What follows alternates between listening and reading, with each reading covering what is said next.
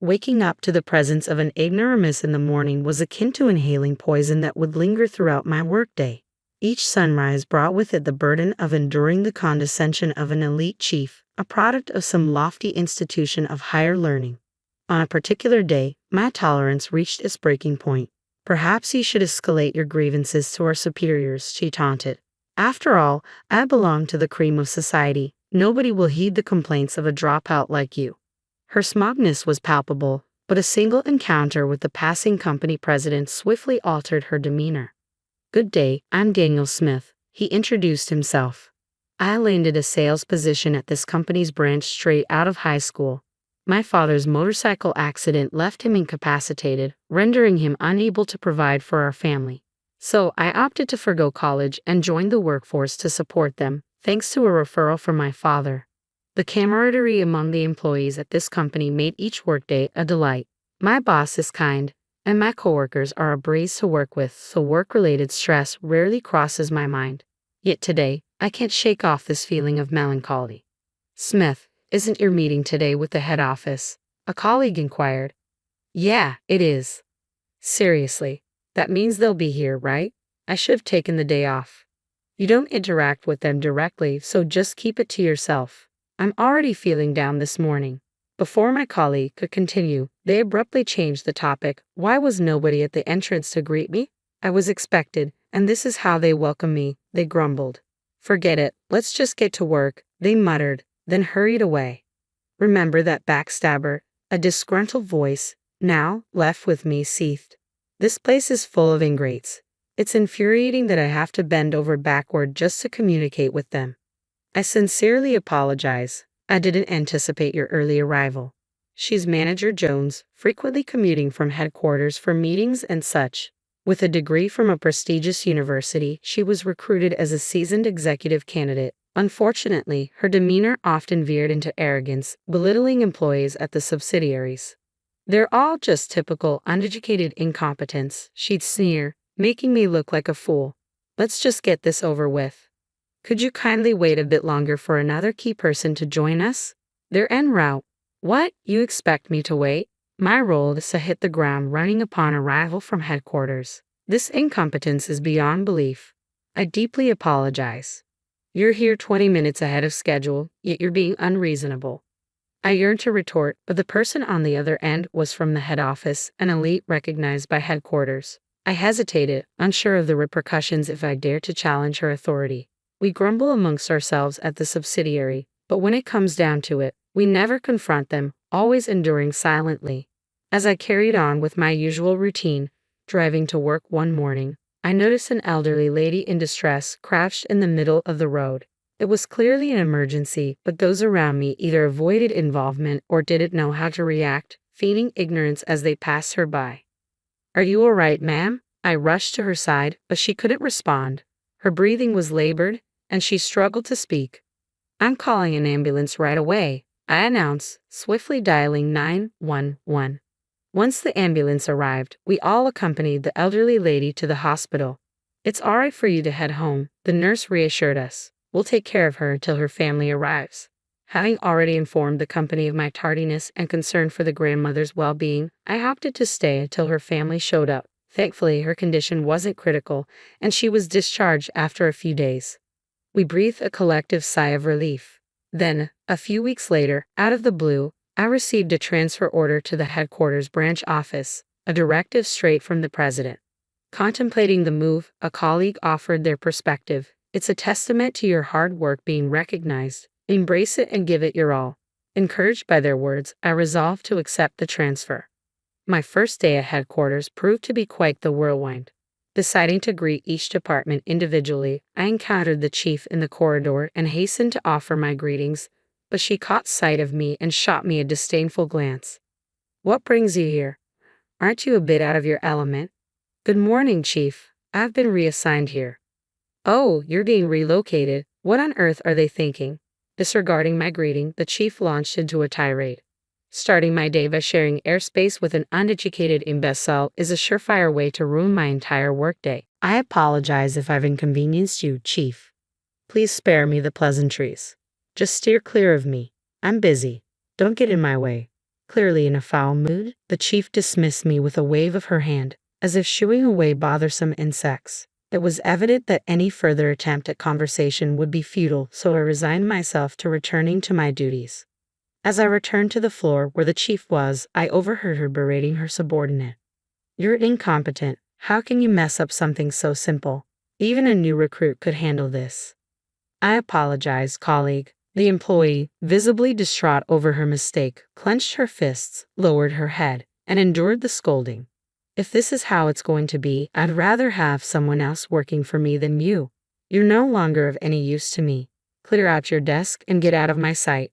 With those cutting words, she turned to face me, our eyes meeting. Already discontented, her expression soared further as she glared at me.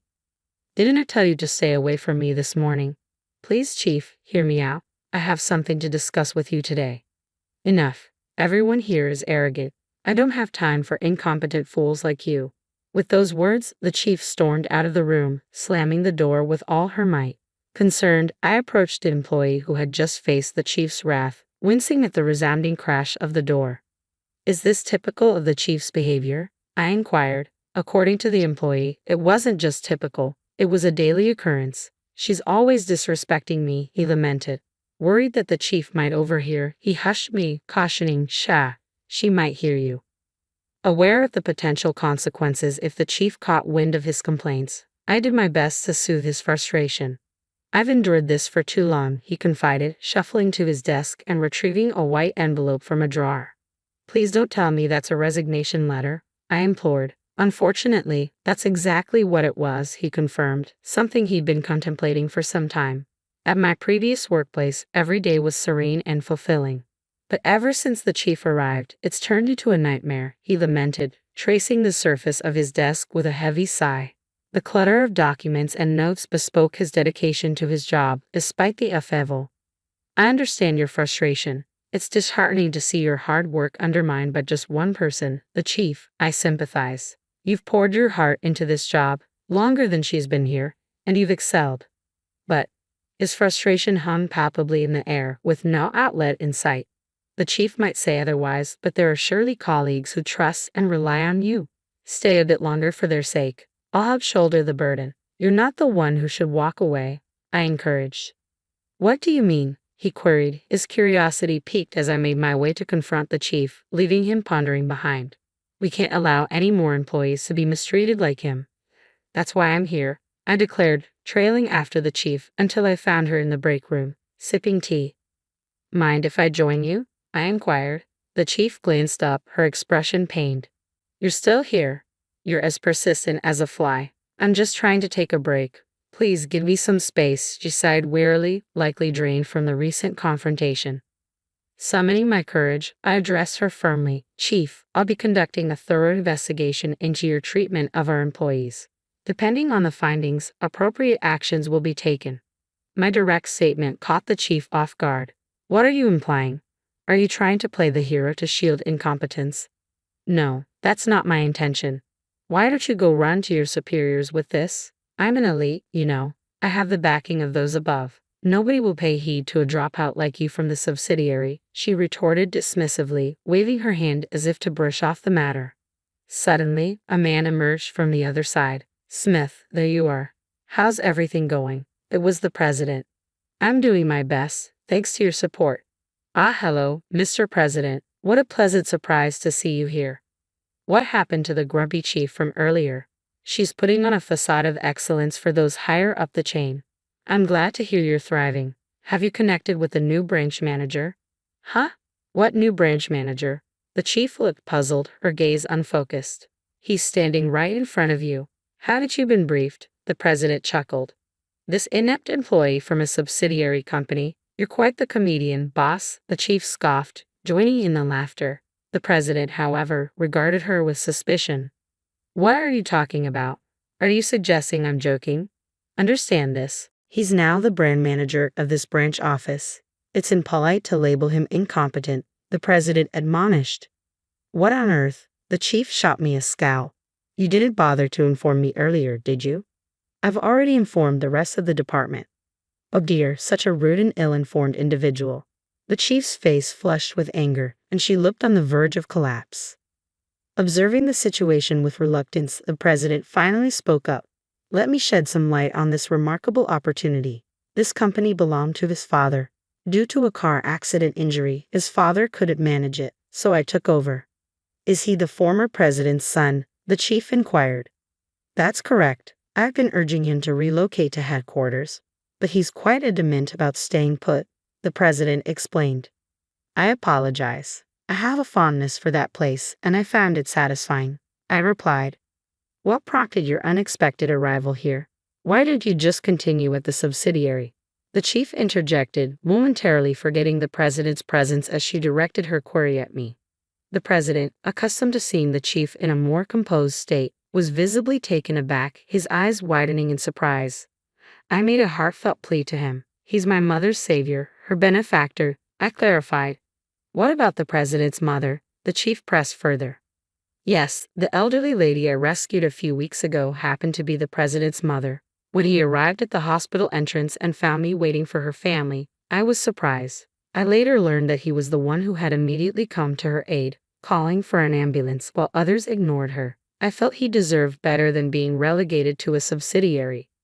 So, you personally appointed him as branch manager, the president confirmed. That's correct, he nodded. I had my doubts about my qualifications when I was first appointed as branch manager, I admitted. Coming from a subsidiary, it was a sudden shift to leading at the head office. But after hearing from the president and receiving a call from my father urging me to support the company he had built, I made up my mind. That's precisely why I've appointed him as branch manager. Moving forward, I expect you to show him the respect he deserves and heed his directives, the president admonished the chief sternly before exiting the room. That's the explanation, chief, I reiterated as I faced her once more. You've been mistreating not only your subordinates but also those under your direct supervision. I understand the frustration and pain of being belittled simply because of lacking formal education. No. The chief collapsed into her chair, tears streaming down her face as her pride took a severe blow. It was no small shock for her to suddenly find herself outranked by someone she had long looked down upon for their perceived lack of education. She even threatened to have me dismissed. With that, my ordeal came to an end.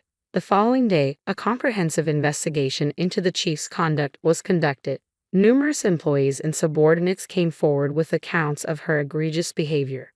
As a result, disciplinary action was taken.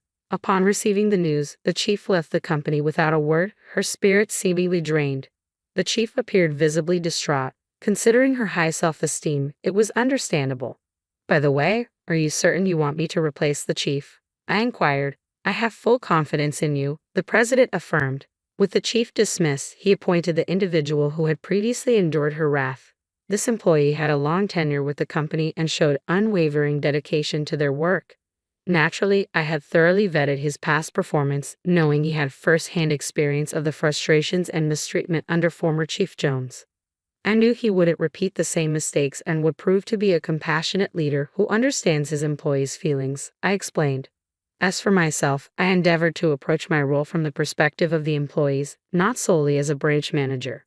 Drawing from my positive experiences with a subsidiary I had previously worked with, I conducted regular interviews with staff, seeking their input. I also organized training sessions for employees in leadership roles, striving to foster a more supportive environment. Through these efforts, the company's culture gradually improved, resembling the positive atmosphere of the subsidiary where I began my career. Will Smith, I apologize for what happened with Jones, but thanks to your efforts, this company is thriving, the president acknowledged. Oh, I'm apprehensive, I admitted. At a later meeting, I found myself summoned to the president's office for a casual coffee chat. He wanted to discuss the recent developments in the workplace. I'm not getting any younger, eventually. I envision Will stepping into my role, the president shared. With all respect, Mr. President, I don't see myself as presidential material, I responded. Why not? Your father would have wanted the same, he countered. I aspire to remain aligned with the employees, working alongside them to support the company and engage with our customers. Once in the president's seat, that connection may become strained, I explained. The president frowned at my words before abruptly excusing himself. You have a unique sense of humor. Most would leap at the opportunity, he remarked upon his departure. Am I considered eccentric? I wondered aloud. No, it's refreshing. It's exactly the kind of mindset we need in a smith, he assured, giving my shoulder a firm tap. You have a meeting coming up, don't you? Get back to work.